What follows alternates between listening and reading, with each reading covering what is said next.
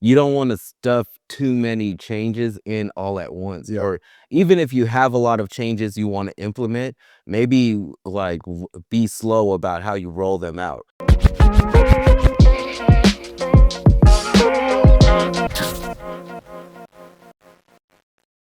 Hey, welcome to Uncommon State of Mind, where we debate different ways to leverage your next investment to create time freedom, legacy impact, and generational wealth so you can live that uncommon life. But in order to do that, you must be uncommon. My name is Joey, aka Mr. J Mays. Hey, and I'm AD, also known as AD, the Fly Realtor. Yes. Um, AD got a little topic for us to talk about today, so I'm just gonna let him bring that in. Yeah, so as you know, we're a few weeks into the new year now. One thing that's usually synonymous with the new year are people coming up with goals.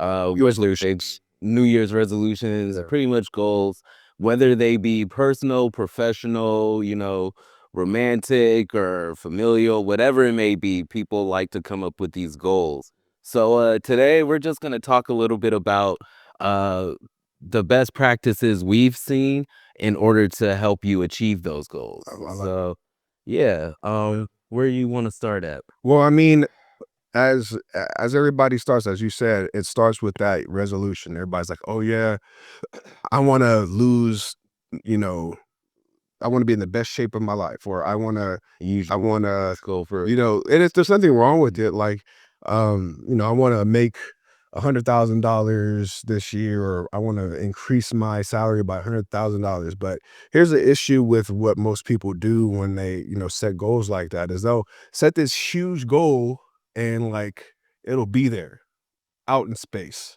Right. You know what I mean? And then you're here and you're just like kind of like lollygagging trying to get to this goal, and you'll usually give up first, 3 months of the year because you really haven't set the path for yourself, right? So, No, for real. and that's what it is. Like it's okay, I want to increase my salary by 100K, or I want to be in the best shape of my life. Well, now one of those goals that I said was actually measurable.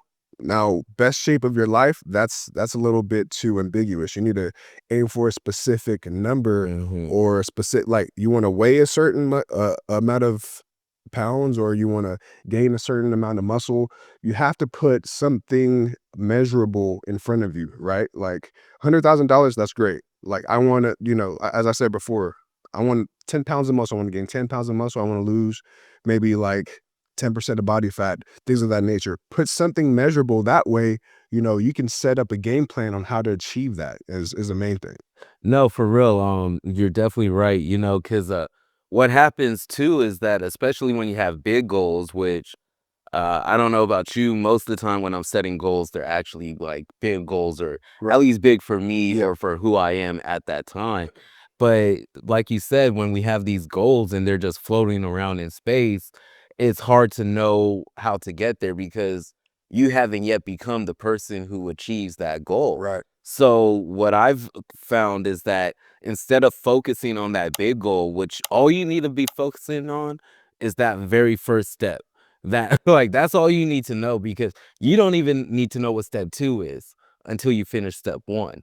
When you finish step 1, then you figure out what step 2 is, and so on and so forth, because we look at this big goal and it gets to the point where it looks so astronomical. I don't know how I'm gonna get from here to there, but it's not, you don't need to get from here to there. You need to get from here to your first step.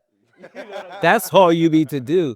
But I think too, like when you think about it that way, it helps keep you in check. You know what I mean? And it also helps, just makes things more measurable for you, like you said, Yeah. where you have okay, I achieved that small goal. Now I can move on to my next one. Yeah. So I'm gonna challenge you on that, but it's not actually really a challenge, but just kind of like a different perspective, right? Like, for sure you need to figure out that first step, and knock out that first step. What I like to do, and the thing is, I end up falling back into what you're talking about, is I like to try to map out, like, okay, this is my goal, my main goal here. Then I try to break it up quarterly. First quarter, second quarter, third quarter, fourth quarter. Where do I want to be within this goal within the first quarter, the first 3 months of this year. And then, I try to assess it as I come to that.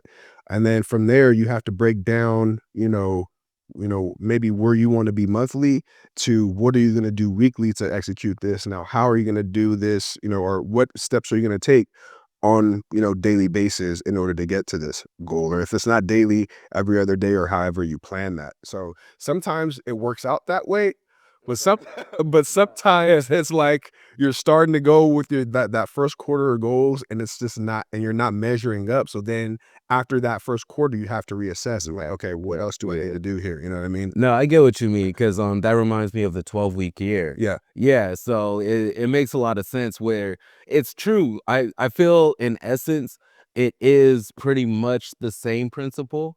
Although like in the 12-week year at least, you do a lot more forecasting. You know what I mean? You do a lot more like looking into what you're gonna need to be doing. Whereas what I stated was more of a just start but, like, finish that first smallest step, you know what No, I I mean? hear that. But, yeah, I definitely get what you mean because it is good to have a good idea of what you need to be looking forward to afterward. Yeah. You know what I mean? If you know that making decisions in a specific manner can yield better dividends later on, you might make those decisions now so that later on when you are closer to reaching your goal, you have things better in place or better systems running for you. Yeah. So it is good in a sense actually to look at it from an outward scope and then like minimize and crunch in on, what are the small steps you need to take in order to get there. Right. Well, that's what one of my mentors says. You always want to operate with the end means End in mind. in mind. Yeah, yeah, Yeah, yeah, you know yeah. what I mean. But yeah, for sure. And I don't know. I love like setting things up when it comes to this, or when it comes to like achieving goals. Even though sometimes I like fall short. Like there's one goal I fell short of, and I still it still hurts me to this day, bro. The splits. Uh, I forgot about that. Still, hey, I'm not done. Dang, you just stopped, Bro. you didn't update no more. Look, My man used to come on his IG stories and like give us the update on his splits that night. And then all of a sudden it just stopped. I was There was not that. simple no, but daily videos, my friends. Daily videos, and then it just stopped. I'm still not done. I'm still not done. I'm still not done. forgot about that. I'm gonna tell you, it took me. I was 2 years. I got really flexible. Shut up, bro. What? You look. I forgot about that. I didn't forget about it. I'm still. It still hurts me to this day. Like I'm saying, I'm not done with it yet. I just have to. I have to like finagle myself back into it. But anyways, that's what we'll say that for a different episode. How to take L's. Or it's time to do that Right. because I definitely took an L there. Um. Anyways, with that being said, I forgot where my train of thought was, but yeah, that's how I like to pretty much set up my goals is to break it down, from the large goal down to the quarterly goal, monthly goals, weekly, and then what I can do daily for that. Now, it's very important. Another thing is like, okay, we're setting up these goals and we're setting up like how to execute them and knock them out.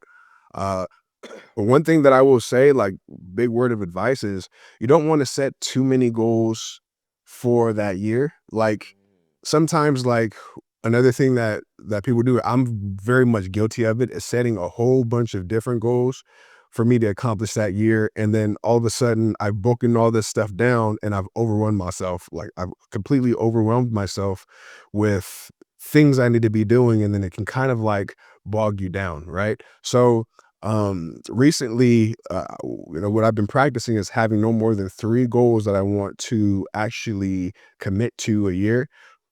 One, business, financial, uh, physical, and spiritual for me anyways, and like trying to break down how to reach those for the most part. Yeah, yeah, yeah. No, that makes a lot of sense because you don't want to stuff too many changes in all at once. Yeah. Or even if you have a lot of changes you want to implement, maybe like be slow about how you roll them out because it's a lot to change one trait, or one habit. So, however long you've been doing something you dislike about yourself, like you've probably developed that habit or that pattern for a long time. Yeah. So you want to change that about yourself, which is a great, admirable thing. I encourage all of you to change whatever negative or, less desirable traits that you know what I mean, want to switch up. For sure. That's good, definitely. But also just, be practical and be graceful with yourself about how you implement these things because a lot of times when you try to do a bunch all at once, you either crash or like maybe some things work out, some things don't work out, or you just end up going back to where you were with almost all of those things you were trying to change. Whereas if you switch one thing at a time or a couple things at a time, maybe small things, but the exponential, you know, what's the word I'm looking for? The exponential effect of, the compound effect of like doing it over and over. Now you've secured those small things, you can move on to bigger things. And now you can look at other stuff to add to your plate of change, personality change and growth. So yeah, it's definitely something you want to look at where, all right, I may have big ideas, but I need to be smart about how I go about this. One thing that you said that I really liked, and that was a bar, bro. It was a bar, and I don't want to, and I didn't want. I had to cut you off because I wanted to make sure people really let that sink in. Is you have to be graceful with yourself. Yeah, for real. Because honestly, like that's the if you want to know what I'm not gonna say the number one killer, but at least for me, because I'll just speak for myself, the number one killer of the some of the goals that I've set out for myself and I failed is because I was too hard on myself. And I Yeah. like really bashed on myself. Like, what the, I really bashed on myself to a point where, I've really defeated myself instead of learning from that experience. So I picked up a new habit of anytime that I fell short of a goal for that day or for that week, instead of bashing myself about it, I'll just journal it. Like, okay, what caused me to lose That's this week good. or lose today? And then I make a note like, okay, I went to sleep late. I got up, I didn't really have energy when I woke up. So then like my whole day was a drag and I didn't do my morning routine. It can really be tracked down to a few decisions that you made either the night before or that day on why you weren't successful that upcoming day, right? And when you're able to, you know, guilt free and yeah, pretty much guilt free, write down how you fell short and learn from it and optimize, well then you start to go a lot further. Yeah, I was actually gonna say that the learning part because when you decided to journal, instead of, just have negative self-talk, what you did was you turned a judgmental experience into a learning experience, Right. which is probably more beneficial for your overall growth. It's You yeah. know what I mean? So I think that's a very good method. I've tried journaling a couple times, not in recent years, but in the past. Yeah. It never stuck, but it is something I should definitely try to do more regularly because yeah, I can see how that could be real good for you, just to like really look Sure. at, all right, where did things go wrong? Yeah. And then to actually like sit there and self-reflect. Cause I do a lot of self-reflection, but I don't know, something about writing down Well, that's the what thing. happened. That's the thing because we have so many thoughts that pass through our minds every single day. One minute we're self-reflecting, the next minute, Aiden's running around with a toy. Like, what the heck, Aiden? You know what I'm saying? So when you have time to just sit down and put it on paper and really have uh, you know, clear intentions and clear thought just written out on paper, you can really evaluate like how, your day went and, the things that could have went better or the things that just went completely off. And it's different because then within those, the words that you wrote on that piece of paper, you can have just an entire process of thought just on one section of which you wrote down Exactly, yeah. and really optimize and learn about that. And that's what's really been helping me lately is being able to write things down and really kind of like, okay, optimize well pretty much just optimize specific instances in my day, whereas I would probably have glanced over it if I had just thought about it and went on. You know what I mean? Yeah, no, that makes sense because definitely anything you write down is something that sticks with you more so than just when you had a thought or just mentioning it, which actually brings me to my next point as far as trying to achieve your new goals. Yeah. write down what your agenda is for that day or that month or, whatever it may be in regards to that goal. So it Mhm. goes back to what you said as far as the planning, where I do think it's beneficial to have your goals written down. One thing I've been implementing lately, see, I don't know what your best friend got you for Christmas, but my best friend, he got me a planner. And this planner is really dope because what it does is it helps you implement some discipline into your life. And that's something that I've been wanting. So he bought myself and my wife a planner. Thank you again. Very good. We both love it, but it's cool because I've been like lately, ever since he gave it to us, I've been writing down my goals for that day. And then I knock them out one by one. And it helps you not go into your day, just, whatever pops up, you run to that thing. It could be very easy, but then you kind of live life in a reactionary manner as opposed to a proaction way of living. When you're proactive, you get to things ahead of time, you mitigate all issues that could pop up down the line. When you're proactive, when you're reactive, the fire already started. Now you got to go put it out. You know what I mean? Which is how a lot of us, I'm sure, are used to, especially the beginning entrepreneur. You know what I mean? Life as a first time entrepreneur or business owner, like you can just turn into, oh, like, what do you do for your company? I be doing stuff. You know what I mean? Because you're just doing whatever pops up. Yeah, You don't have any real set of tasks. You're just like, whatever happens, I'm getting to that. exactly, Yeah. and that's the thing, like, and that's what planners and things help you do. It helps you recognize like what is urgent and important. And, sometimes, as you said, we're just reacting because things come to us and things happen to us where we feel like we need to take it down right away when it may not even be that important. You know what I mean? Right. And having a planner to kind of set your day on what you feel is important to execute for that day, you know, when other things come your way, you could just write down in your planner, okay, maybe for tomorrow or the next day, I'm going to go ahead and take care of that. But today, these are the things that I need to make sure get done because Right. these are the most important tasks that are going to move me forward in the goal. Exactly. I like that you said that because a lot of times we find ourselves busy but not productive. I think those are the words I'm looking for. Yeah. And when I say busy, not productive, that really means where you're in a state where you're doing things, you're doing stuff, and it feels like, oh, I've been working all day, but you're not productive because you didn't move the needle forward on your goals or your company or whatever you're trying to do. So Right. you look back and you're like, wait, what did I do? You know what I mean? Like, what was I doing? Because I swear I was on it. I swear it's like on it. It's like when you go to the store and you get a whole bunch of groceries, spend a bunch of money, and you go put it away, and you feel like you go back to your kitchen, you're like, "What the heck did I buy?" Like, It's them to go together. Like that's why my wife hates me grocery shopping because I just get stuff. I'm like, look, if there's food, we'll find a way to eat. But she implements, like real, like no, like we have this at home, so we're gonna buy this to go with this. yeah, You know what I mean? Stuff like that. this is why my I just get stuff, and I'm just like, oh, okay, but I'm living my life. This ain't a reactionary manner. I didn't go to the store with the list.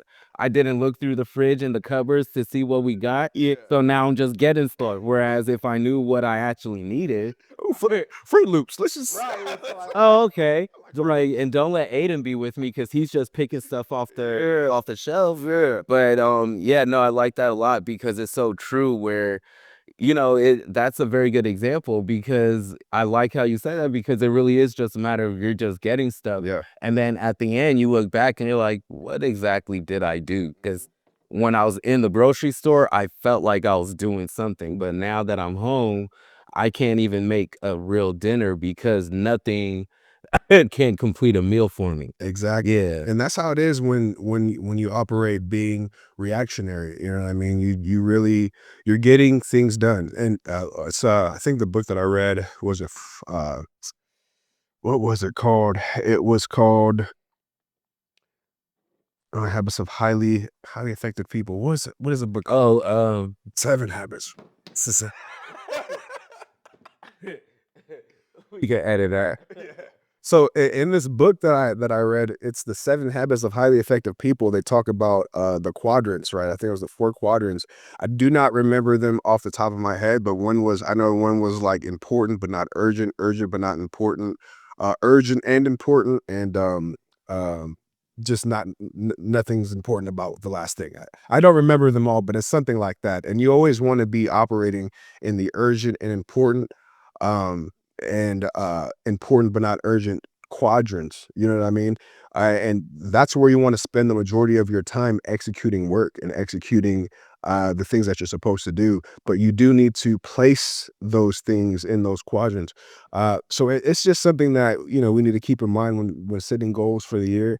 And also, last thing that I do want to talk about really is having accountability with that, because it's so easy to let yourself down. It is easy to let yourself down We when do your it every body, day. you know what I mean? Like Every day. every day. I know I let myself down at least once a day. At least once a day. No, for You sure. know what I mean? For sure. So it's when you have accountability, and I know this about myself, when I have accountability, I just work better because I don't want to let whoever's counting on me down, and I will get up for that. Sometimes I won't get up for myself the same way, but that's something that you need to teach yourself as well. Yeah. No, for real. Mhm. And another thing about that accountability, sometimes you just don't want to look bad. You said you want to do all these things, and then you go back and report and you tell them you didn't do any of those things.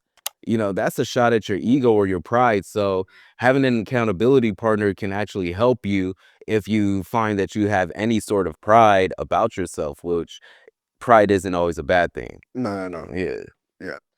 Um, Anything else you want to cover on this? No, that was pretty good. Nothing really because I didn't want to stay on it too long. But yeah, definitely just get into little tricks we can use as far as, setting our goals and going into this year. Well, the year has already begun, but continuing with this year, especially now that we've had a few weeks and we have a better idea of how things are going. Yeah. You know what I mean? It's not too late because it's not the beginning of the year. Set whatever you want to accomplish for the end of the year up right now, right now, and plan it out and then start striving for it. You know what I mean? If there was anything else that I wanted to add to that is you always make sure, or I'll just leave you with a quote that my coach has always said to me is, if you're always preparing for something. Okay. You're either preparing for success or you're preparing to fail, and there's no in between. So if you're not preparing for success, then you're preparing to fail. And Hey, I like that. period. You know what? We'll just use that as the B for the day. Hmm. Be in preparation, be you, and be uncommon. There we go. All right. Stay up.